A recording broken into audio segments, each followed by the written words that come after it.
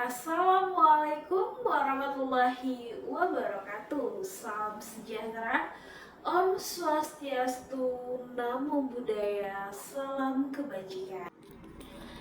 Latar belakang dari kegiatan ini adalah budaya positif adalah nilai-nilai keyakinan dan kebiasaan-kebiasaan yang berpihak pada murid agar murid dapat berkembang menjadi pribadi yang kritis, penuh hormat, dan bertanggung jawab.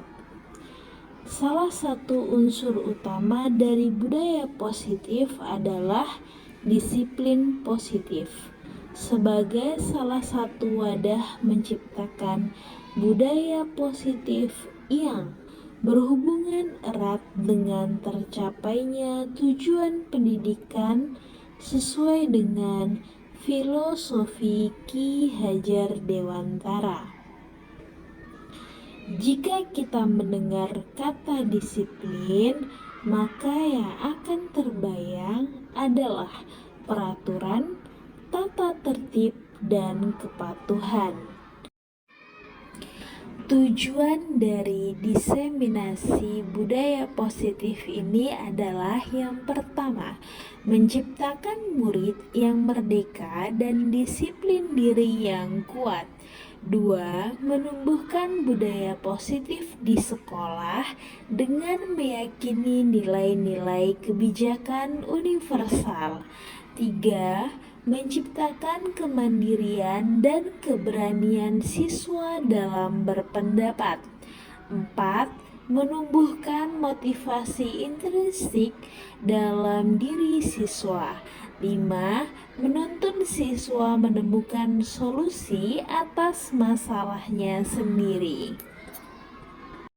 Izinkan Mega perkenankan untuk memberikan diseminasi budaya positif.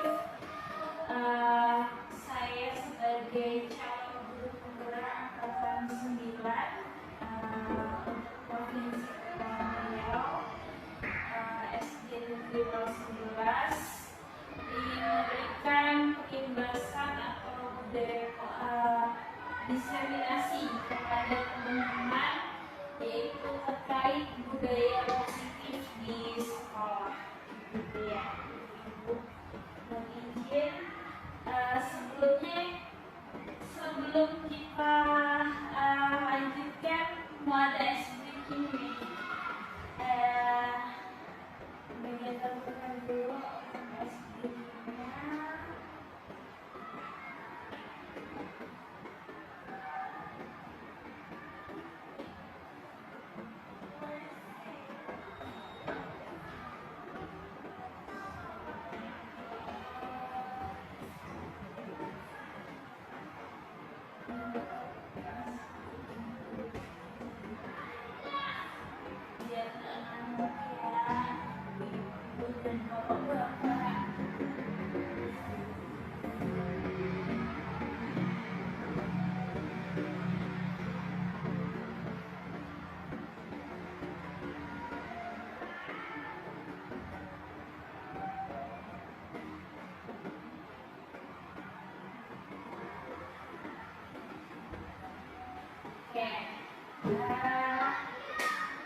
Kira-kira nih ibu-ibu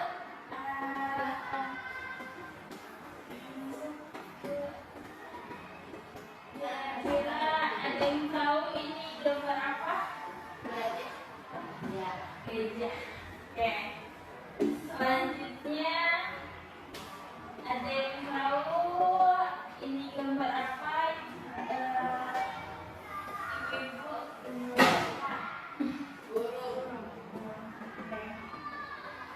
selanjutnya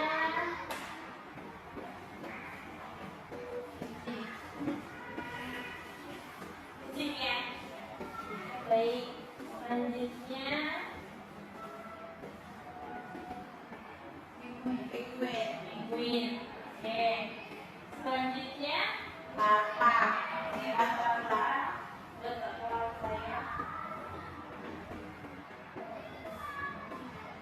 Selanjutnya tupai. baik. Oke. Selanjutnya, oke, jawabannya ya.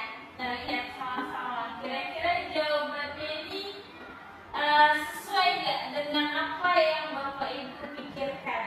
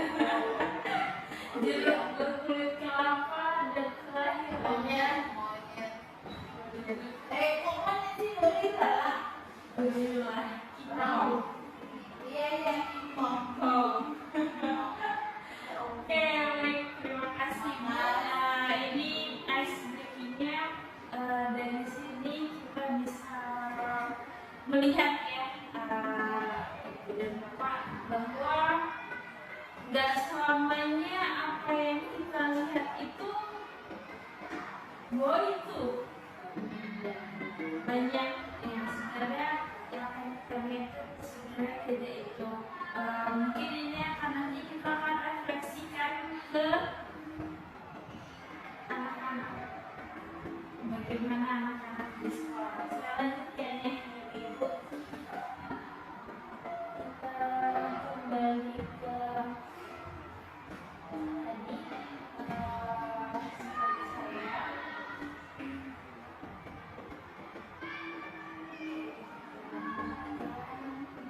selanjutnya saya akan memberikan sedikit pemahaman tentang disiplin positif. Menurut psikiater pendidikan Dr. William Glasser, dalam kontrol teori yang kemudian hari berkembang dan dinamakan choice theory, meluruskan beberapa miskonsepsi tentang makna kontrol. Ya, makna kontrol.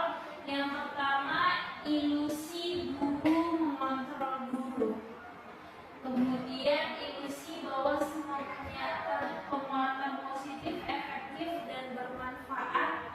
Selanjutnya, ilusi bahwa kritik dan membuat orang merasa bersalah dapat menguatkan karakter. Selanjutnya, ilusi bahwa orang dewasa memiliki hak untuk memaksa.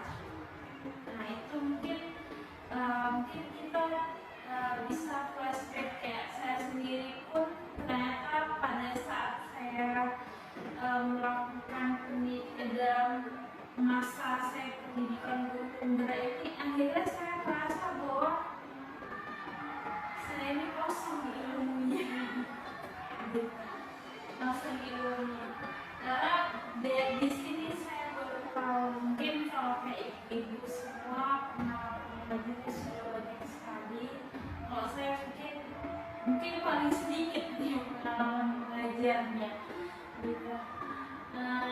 Selanjutnya, ini dalam budaya kita, makna kata disiplin itu adalah memaknai menjadi sesuatu yang dilakukan seseorang pada orang lain untuk mendapatkan kepatuhan. Kita cenderung menghubungkan kata disiplin dengan ketidaknyamanan. Ya, mungkin orang kayak biasa hidup bebas, tiba-tiba dia harus disiplin. Menurut kita begitu. pendidikan kita, Ki Hajar Dewantara menyatakan bahwa di mana ada kemerdekaan, disitulah harus ada disiplin yang kuat. Sesungguhnya disiplin itu bersifat self-disiplin, yaitu kita sendiri yang mewajibkan kita dengan sekeras-kerasnya, tapi itu sama saja, sebab jikalau kita tidak cepat melakukan self-disiplin, wajiblah penguasaan lain mendisiplinkan kita. Ya, dan peraturan mungkin itulah yang harus ada dalam suasana yang merdeka. Menurut Ki Hajar Dewantara dalam bukunya yaitu Konsepsi Keteladanan Sikap Merdeka, cetakan ke-5 tahun 2013. Adapun definisi kata merdeka menurut Ki Hajar Dewantara, merdeka itu adalah kalau dalam bahasa Jawanya itu mardika iku jawarya ngaraku lokasi pangreh. Artinya merdeka itu tidak hanya terlepas dari perintah, akan tetapi juga cakap dan memerintah diri sendiri. Jadi seperti itu. Mungkin itu tadi balik, selama ini kita menganggap bahwa disiplin itu adalah mengikuti aturan, mengikuti apa kata kita untuk anak-anak gitu ya. Kemudian, nah ini adalah nilai kebajikan. Nilai kebajikan itu yang pertama ada dari profil pelajar Pancasila. Sebenarnya ada 6, tapi saya ambil beberapa saja. Yang pertama ada profil pelajar Pancasila. Ini kita sudah familiar sekali, yaitu ada 6. Beriman, berimpak, mandiri, bernalar kritis, kemudian berpikir, binekaan global, dan bergotong royong serta kreatif. Tetapi kemudian ada juga yang namanya 9 pilar karakter atau Indonesian Heritage Foundation. Itu ada cinta tanah air, cinta Tuhan, kemudian hormat dan santun, dermawan, percaya diri, baik dan rendah hati, serta toleransi. Kemudian ada juga keterampilan hidup, itu ada dapat dipercaya, lurus hati, pendengar aktif. Kemudian dari petunjuk hidup juga ada peduli, penalaran, bekerja sama, keberanian, keingintahuan. Sebenarnya untuk dari nilai-nilai kebajikan ini tinggal bagaimana kita mengimplementasikan, kita memilih yang mana. Sebenarnya kan seperti itu. Tapi ketika saat ini kita lebih ke yang sebelumnya, yaitu profil pelajar Pancasila. Sebenarnya itu mencakup semua sih profil pelajar Pancasila, tapi di luar itu ada lagi nilai-nilai kebajikan. Ada banyak ya itu nilai kebajikan itu, karena kayaknya semua yang baik itu ya positif, dan itu adalah nilai kebajikan. Nah ini dia, ini pertanyaan buat kita, buat saya sendiri juga. Nilai kebajikan apa sih yang seharusnya kita tanamkan pada murid di kelas dan di sekolah? Mungkin bisa kita saling ini ya, ibu saling berpendapat. Mungkin bisa dituliskan kali ya, saya bagikan alat tulis, kemudian saya minta ibu-ibu menuliskan di sini.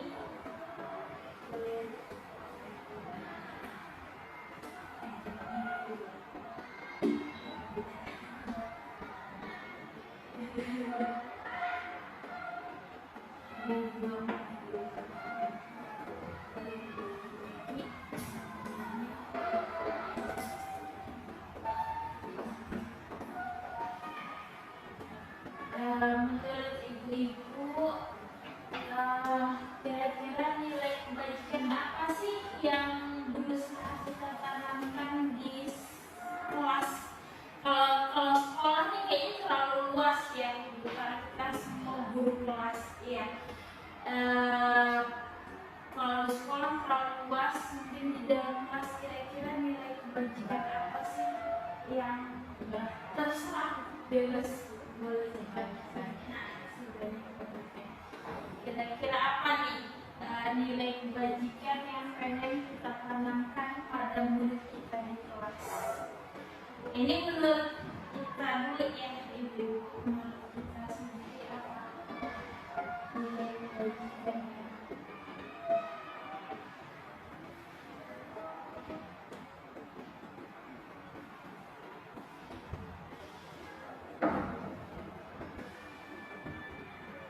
Tadi ada yang dari petunjuk hidup, kemudian keterampilan hidup, kemudian profil pelajar Pancasila dan 9 pilar karakter tadi.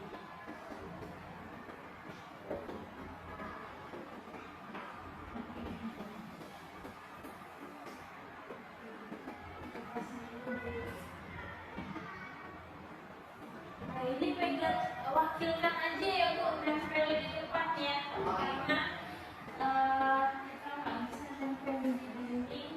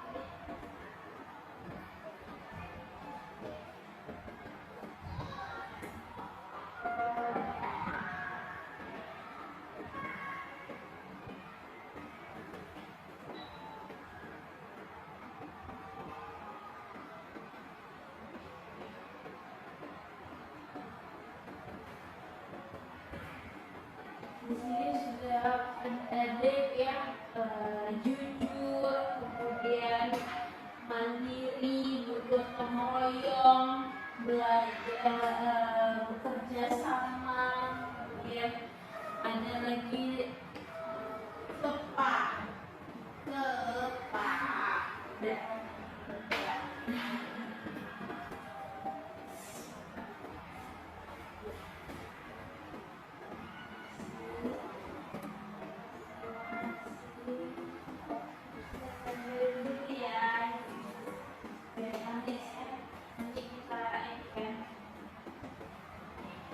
Baik, nah di sini saya ambil kesimpulan bahwa memang nilai-nilai kebajikan yang kita inginkan itu berbagai macam ya. Ada yang jujur, mandiri, bergotong royong, kerjasama, kemudian dalam tepat waktu, peduli kepada teman, taat beribadah, bertoleransi tinggi, kemudian berkata lemah lembut, sopan, kemudian nilai kebajikan yang saya temui ada sopan santun dan percaya diri. Dan saya ibu, cita-cita kita memang sangat luar biasa untuk anak-anak kita itu memang sangat luar biasa. Oke, saya lanjutkan dulu ya Bu ya. Ini tadi sudah kita bahas, itulah nilai-nilai kebajikan yang ingin ibu-ibu tanamkan ke anak-anak. Nah selanjutnya saya akan masuk ke teori motivasi, hukuman, dan penghargaan serta restitusi. Nah teori motivasi ini menurut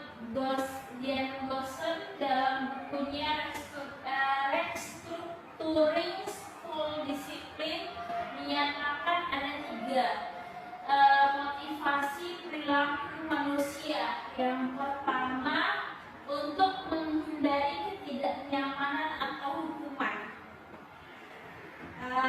Kemudian yang kedua, untuk mendapatkan imbalan atau penghargaan dari orang lain. Yang ketiga, untuk menjadi orang yang mereka inginkan dan menghargai diri sendiri dengan nilai-nilai yang mereka percaya. Kira-kira nih, kalau saya sendiri sih posisinya adalah sebelum saya dapat materi ini tuh saya ke arah yang pertama, memang menghindari ketidaknyamanan atau hukuman. Itu yang kami sendiri pun ketika guru penggerak itu ketika mulai rata-rata tuh memilih yang pertama. Ya, rata-rata memilih yang pertama. Tapi untuk ada juga sih yang dapat imbalan atau penghargaan karena mungkin dijanjikan. Nah, dijanjikan. Untuk yang gender yang ketiga itu memang gak banyak orang kayaknya, maksudnya kita mungkin pengennya seperti itu ya Bu, tapi balik lagi kita lebih banyak itu untuk menghindari hukuman atau pengen dapat imbalan. Tapi kira-kira ada ibu yang mau berundangan nih, kira-kira dari ketiga ini yang bagian mana nih yang menjadi sebenarnya ini bagian ini nomor yang ini nih motivasinya. Kira-kira ada yang mau mengasih pendapat ibu? Aku gereja nomor 3 luar biasa ya. Tepuk tangan dulu kita saya saat menjadi yang melainkan harga diri sendiri dengan nilai-nilai yang percaya. Sudah sangat ini Bu ya, sudah sangat untuk dirinya sendiri itu sudah motivasi. Jadi ketika kita motivasi orang, kita nggak merasa. Kalau saya sendiri kemarin tuh merasa, iya juga ya, merasa mengkhianati. Karena jadi akhirnya sekarang merefleksikan diri untuk berubah niatnya menjadi yang ketiga seperti itu. Selanjutnya, posisi kontrol itu ada 5 ya. Kita sebagai guru itu ada 5 posisi kontrolnya menurut dosen. Yang pertama adalah penghukum. Apa sih penghukum itu? Penghukum itu menggunakan hukuman fisik maupun verbal. Mungkin kalau penghukum kita nggak ada ya, Ibu, karena memang kita tidak boleh lagi menghukum saat ini. Kemudian membuat merasa bersalah. Nah ini, kalau saya kayaknya seringnya di situ. Itu posisi ini biasanya digunakan bersuara lebih lembut dan biasanya dilakukan untuk membuat bersalah siswa dengan berceramah atau menunjukkan kekecewaan yang mendalam ke siswa. Ibu, padahal ya kadang kita gitu ya Bu ya, membuat siswa itu jadi merasa bersalah ke kita. Kemudian yang ketiga ada teman. Guru pada posisi teman tidak akan menyakiti murid, namun selalu berupaya mengontrol murid melalui pendekatan persuasi. Nah ini juga kayaknya banyak juga yang memperlakukan dirinya sebagai biasanya sih memang nggak guru SD, biasanya guru SMP atau SMA. Kemudian pemantau. Nah, posisi ini adalah biasanya untuk mengawasi atau memantau muridnya berpatokan pada catatan atau kesepakatan yang sudah disetujui. Nah, ini nanti kita akan coba membuat untuk ini kesepakatan dan keyakinan kelas. Kemudian yang terakhir ada sebagai manajer. Nah, sebagai manajer inilah sebenarnya posisi yang diharapkan. Kita tuh sebagai teman juga, pemantau juga, dan sewaktu kita kembali kepada posisi tersebut bila diperlukan. Jadi di situ kita menjadi teman, di situ juga kita menjadi pemantau untuk murid kita. Itu yang sebenarnya memang yang paling tepat. Tapi kadang kita nih bisa kontrol diri, tapi kadang anak yang kita yang siswanya banyak, kadang emosinya luar biasa. Jadi kadang tidak terkontrol gitu. Saya sendiri pun mengakui seperti itu ya. Kemudian selanjutnya, nah ini ada segitiga restitusi. Nah, yang paling utama yang mau saya sampaikan di sini adalah mengenai segitiga restitusi. Untuk segitiga restitusi ini adalah ketika siswa membuat sesuatu kesalahan, kita menerapkan yang namanya segitiga restitusi. Apa saja segitiga restitusi ini adalah yang pertama menstabilkan identitas, kemudian validasi kebutuhan dan menanyakan keyakinan. Jadi itu yang sebenarnya yang paling tepat. Kadang kita ada anak dia dorong kawannya, kita langsung marah, kadang gitu ya. Udah emosi duluan, tapi ada sih saatnya kita tanya dulu ada apa gitu. Jadi kita harus menstabilkan identitas.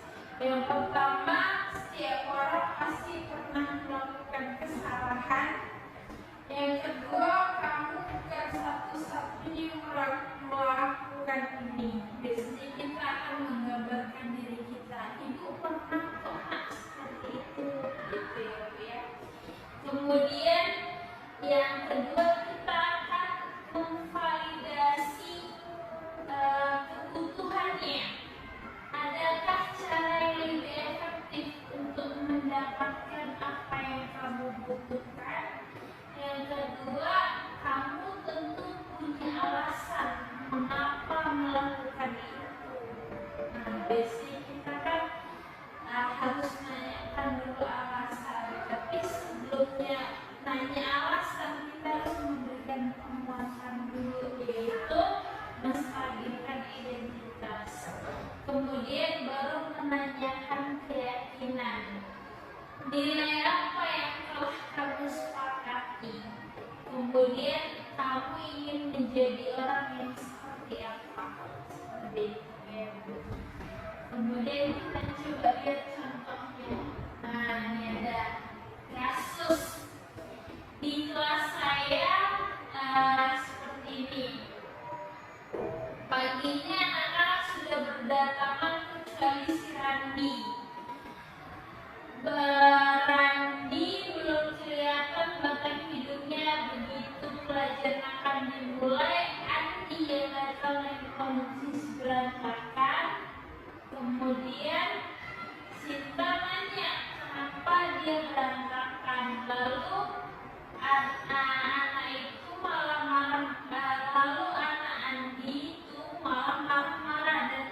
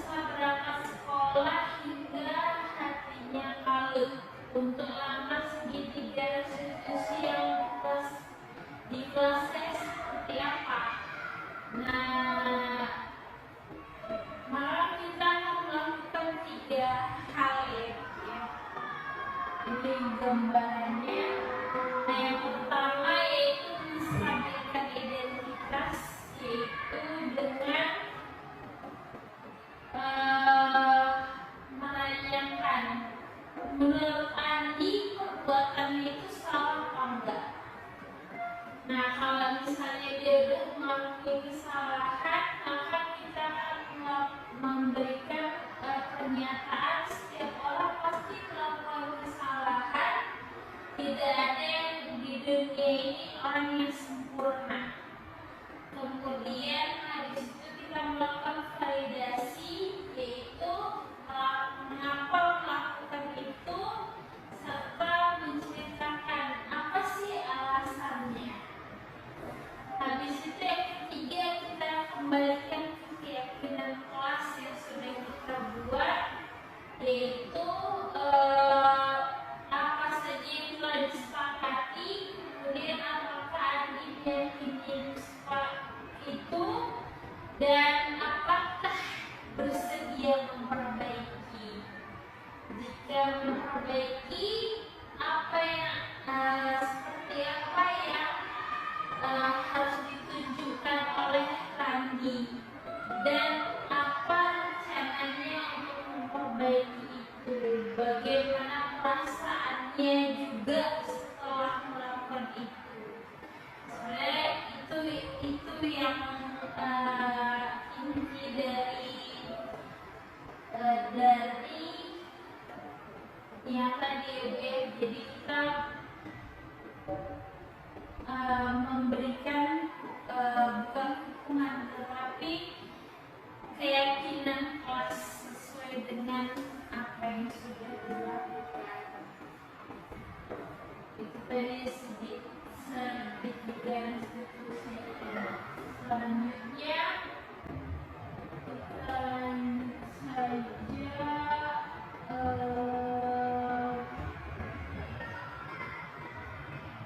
nah ini pembentukan keyakinan sekolah. Nah, keyakinan kelas atau sekolah. Nah, ini yang pertama, keyakinan kelas ini bersifat abstrak. Ya, Bu, ya, peraturannya lebih rinci daripada peraturan. Kalau kesepakatan itu biasanya gak rinci, tapi kalau keyakinan kelas itu global, kemudian keyakinan berupa pernyataan universal. Kemudian keyakinan kelas senantiasa dibuat dalam bentuk positif, kemudian tidak boleh ada kata-kata negatifnya. Jadi tidak boleh dilarang atau misalnya kata tidak boleh, itu tidak ada. Jadi kita langsung buat abstraksinya. Jadi membuang sampah pada tempatnya sebenarnya. Terus kemudian keyakinan kelas sebenarnya tidak terlalu banyak sehingga mudah diingat dan dipahami oleh semua warga kelas.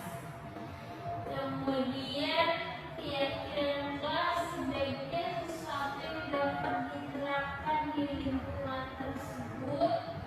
Kemudian semua warga kelas hendaknya ikut berkontribusi dalam pembuatan keyakinan kelas lewat kegiatan curah pendapat. Kemudian bersedia meninjau kembali keyakinan kelas dari waktu ke waktu. Nah, ini contoh nilai kebajikan yang bisa kita masukkan dalam keyakinan kelas. Sekarang kita akan coba ya, Bu, ya, buat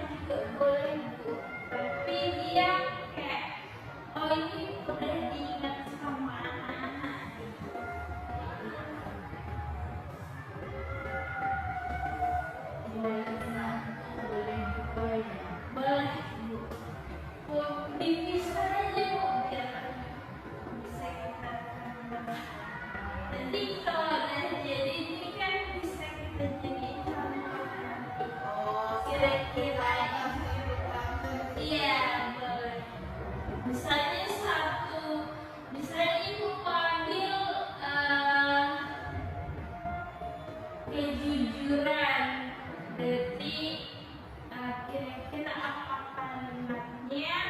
Nanti kita tempelkan di sini. Nanti ini juga bisa jadi contoh kalimat di kelas. Jadi saya jajak pendapat ke anak juga sebenarnya bisa kita buat sistem seperti ini, Bu. Kita tempelin di papan di depan, kemudian kalau ini kan nggak bisa tadi tempelin karena apa kita wallpaper dindingnya, itu bisa kita tempel di kelas, kemudian kita ini kan anak-anak langsung tempelkan pakai post-it kayak gini, kita tinggal kencengin lemnya, udah bisa tuh ditempelin di kelas. Boleh Bu, sama ditempelkan aja.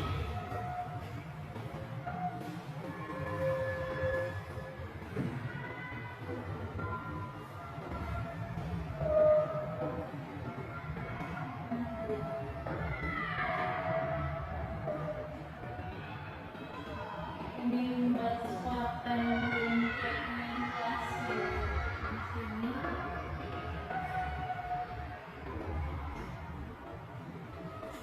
Misalnya ini ya, kembalikan barang ke tempatnya, itu masuknya kemana? Misalnya kembalikan tempatnya itu kan masuknya disiplin, ya kan Bu. Kemudian kayak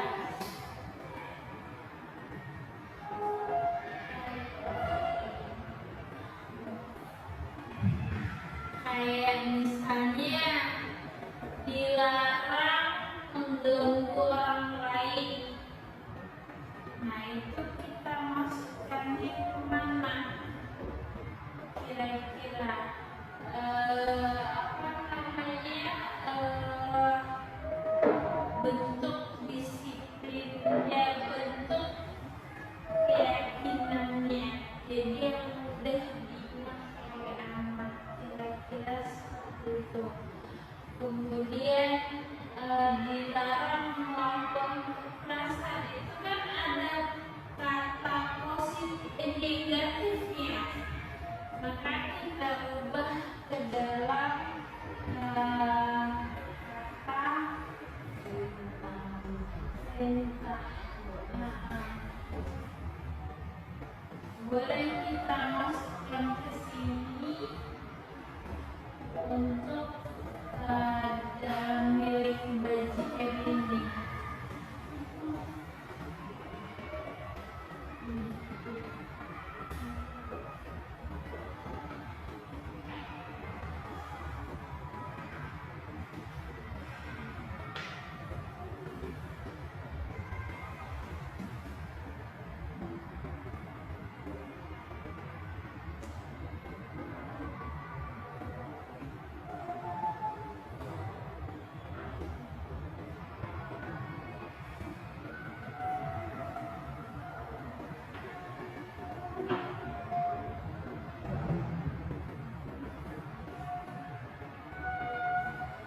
Sini bisa kita milih peduli pada teman, kemudian membuang sampah pada tempatnya, kemudian hormat dan patuh pada guru, menjaga kebersihan, kemudian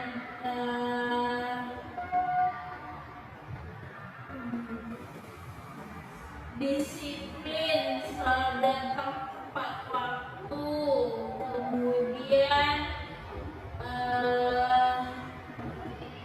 berbicara dengan baik dan sopan, berani berbuat, berani bertanggung jawab, sopan santun dalam perbuatan dan orang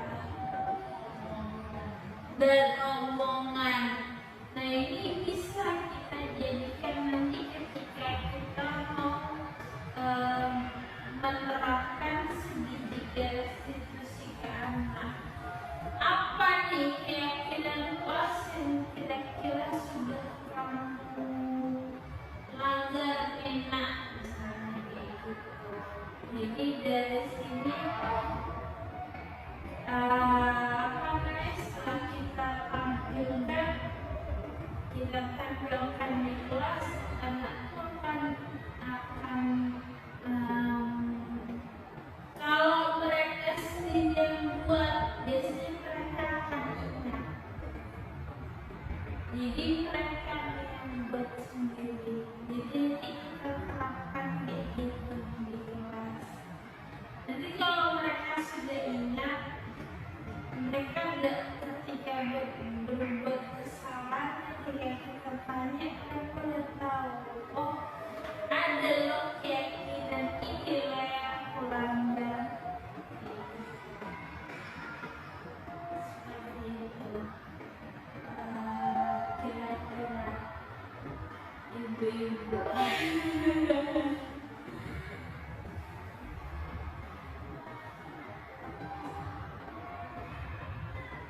ini sudah kita lalui membuat keyakinan kelas. Kira-kira ada ibu yang memberikan refleksi untuk saya, kira-kira untuk penyampaian saya pada hari ini.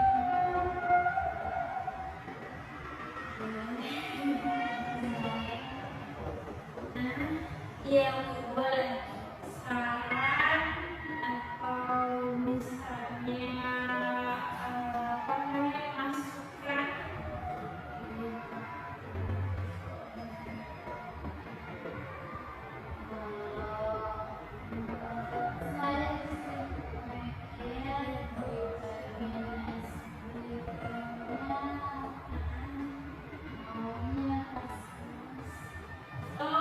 Musik ya, siap bersiap.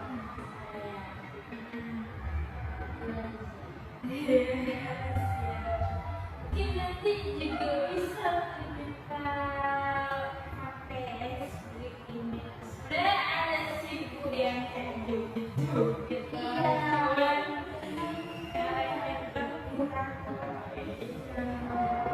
Seru ya Bu ya. Mudah-mudahan nanti selanjutnya kalau misalnya ada lagi nanti di sini saya kasih SPP lagi yang biar nggak ngantuk. Kira-kira beri dan masukan saya. Overall sih semuanya sudah oke. Karena memegang apa ya,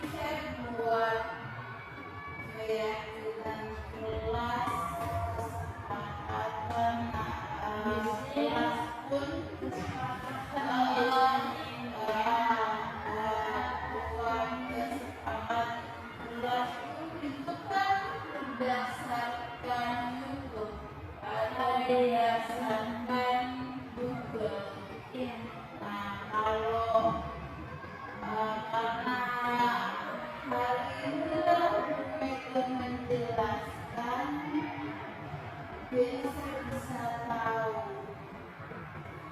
dari mana asalnya kesepakatan dan keyakinan.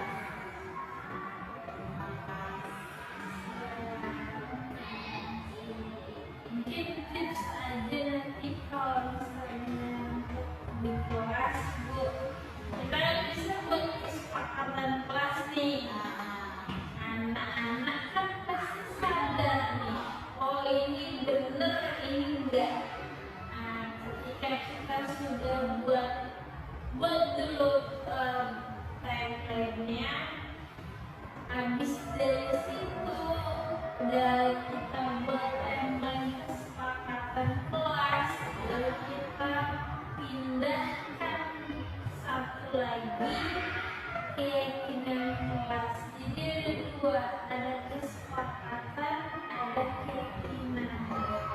Nah, jadi ketika mereka sepakat, mereka yakin bahwa inilah yang benar. Itu tindakannya. Jadi Jadi kan selama ini kan kita asal naruh keyakinan dengan kesepakatan itu di tembok aja iya, dengan keinginan kita. Nah, dalam hari ini prosesnya tahu prosesnya kayak gini, jadi saya bisa praktekin dalam kelas untuk